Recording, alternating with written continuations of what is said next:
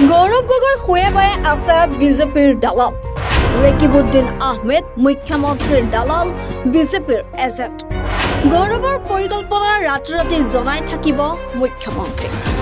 জাকিৰ সিকদাৰে জয়ন্ত মল্লৰ লগত একেলগে ভাত খায় এই কথা প্ৰকাশ কৰিছে অসম তৃণমূল কংগ্ৰেছৰ শীৰ্ষ নেতা দুলু আহমেদে গৌৰৱ গগৈ সন্দৰ্ভত কেতবোৰ চাঞ্চল্যকৰ মন্তব্য প্ৰকাশ কৰে দুলু আহমেদে কংগ্ৰেছ বিধায়ক ৰেকিবুদ্দিন আহমেদ আৰু জাকিৰ হুছেইন সিকদাৰৰ পৰা দূৰত থাকিবলৈ সতৰ্ক কৰি দিলে দুলু আহমেদে ক'লে বহু কথা আৰু এটা কথা কি গৌৰৱ গগৈৰ মন ভাল মানুহ ভাল ল'ৰাটো ভাল দলটো উঠাব পাৰিব কিন্তু শুয়ে বা বিজেপিৰ দালালবিলাক সোমাই আছে মই গাড়ীটো দেখা পাইছোঁ এতিয়া ৰেকিবুদ্দিন আহমেদ বুলি ক'লে দুলু আহমেদৰ কথা বাদেই দিয়ক গোটেই অসমে জানে ৰেকিবুদ্দিন আহমেদ হৈ গ'ল মুখ্যমন্ত্ৰীৰ দালাল বিজেপিৰ এজেণ্ট এতিয়া গৌৰৱ গগৈৰ যিটো যোৰহাটৰ যাত্ৰা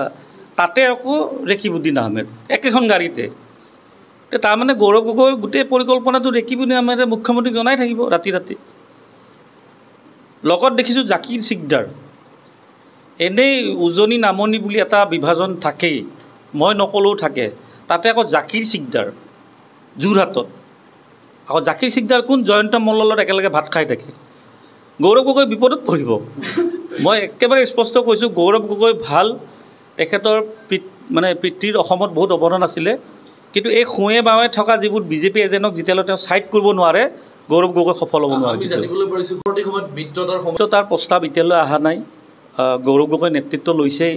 কিন্তু গৌৰৱ গগৈৰ আগতে যেতিয়া ভূপেন বৰাই নেতৃত্ব লৈছিল তৃণমূল কংগ্ৰেছক কিন্তু কোনোদিনে মাতা নাই news desk report any Bharat 24